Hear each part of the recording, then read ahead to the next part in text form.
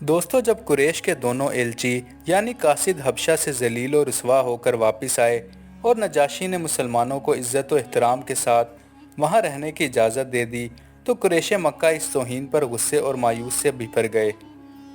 اس خبر کے ملتے ہی انہوں نے مسلمانوں پر ظلم و ستم اور اذیتوں کے پہاڑ توڑ دیے۔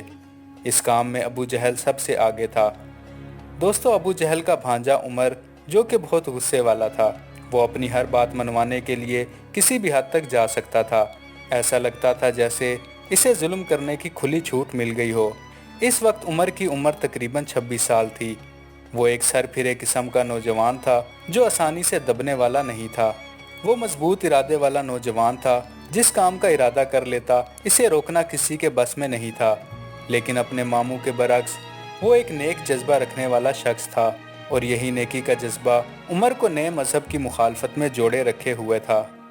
ان کے والد خطاب نے ان کی تربیت اس طرح کی تھی کہ خانہ کعبہ کا احترام کریں اور ہر اس چیز کو مقدس سمجھیں جو خانہ کعبہ سے جڑی ہوئی ہو، خواہ وہ دیوی یا دیوتاؤں کے بت ہی کیوں نہ ہوں۔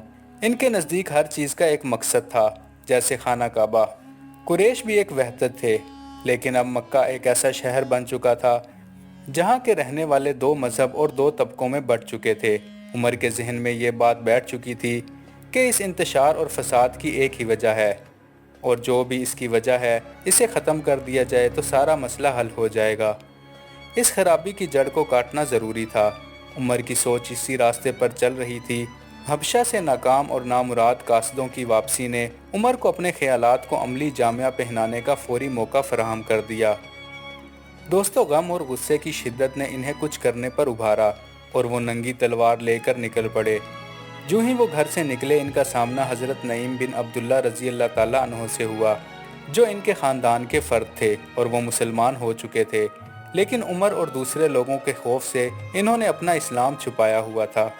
جب حضرت نعیم نے عمر کے چہرے پر غصے کے آثار دیکھے تو پوچھا کہ کیا بات ہے اور کہاں جانے کا ارادہ ہے۔ عمر نے کہا، میں محمد صلی اللہ علیہ وآلہ وسلم کے پاس جا رہا ہوں، وہ شخص جس نے ہماری قوم میں پھوٹ ڈال دی ہے، اب اس کا کام تمام کرنے جا رہا ہوں۔ نعیم نے عمر کو روکنے کی کوشش کی اور انہیں بتایا کہ ایسی صورت میں یقیناً تم اپنی جان سے ہاتھ دھو بیٹھو گے۔ لیکن جب انہوں نے محسوس کیا کہ عمر کسی قسم کی نصیحت سننے کو تیار نہیں، تو انہوں نے دوسرا طریقہ سوچا، ایسا طریقہ جس سے عمر کو آپ صلی اللہ علیہ وآلہ وسلم کے پاس جانے میں کچھ دیر ہو جائے اور اتنا وقت مل جائے کہ یہ اپنی بات آگے روانہ کر دیں۔ دوستو، ایسا کرنے میں ایک خطرہ ضرور تھا کہ ان کے مذہب کا راز فاش ہو جائے، جیسے حضرت نعیم کی طرح جنہوں نے اپنا اسلام چھپایا ہوا تھا۔ لیکن حضرت نعیم کو معلوم تھا کہ جب عمر کو ساری بات کا علم ہوگا تو وہ نہ صرف انہیں معاف کر دیں گے بلکہ ان کی تعریف بھی کریں گے۔ حضرت نعیم نے عمر سے کہا، اے عمر، تم ایسا کیوں نہیں کرتے کہ پہلے اپنے گھر کے لوگوں کے پاس جاؤ اور انہیں صحیح راستے پر لگاؤ۔ عمر نے پوچھا، میرے گھرانے میں کون؟ انہوں نے کہا، تمہارا بہنوئی اور تمہاری بہن فاطمہ، یہ دونوں محمد کے دین کی پیروی کرتے ہیں۔ اگر تم انہیں اس کام سے نہیں روکو گے تو پھر اور کون روکے گا؟ عمر بغیر کچھ کہے پلٹے اور سیدھا اپنی بہن کے گھر کی طرف چل پڑے۔ دوستو، اب قصہ یہ تھا کہ قبیلہ زہرہ کے غریب شخص حباب اکثر حضرت سعید اور حضرت فاطمہ رضی اللہ تعالیٰ عنہا کے پاس آ کر انہیں قرآن سنایا کرتے تھے۔ اس وقت بھی وہ ان کے پاس آئے ہوئے تھے اور ان کے پاس چند صفات پر سورہ طٰہٰ لکھی ہوئی تھی۔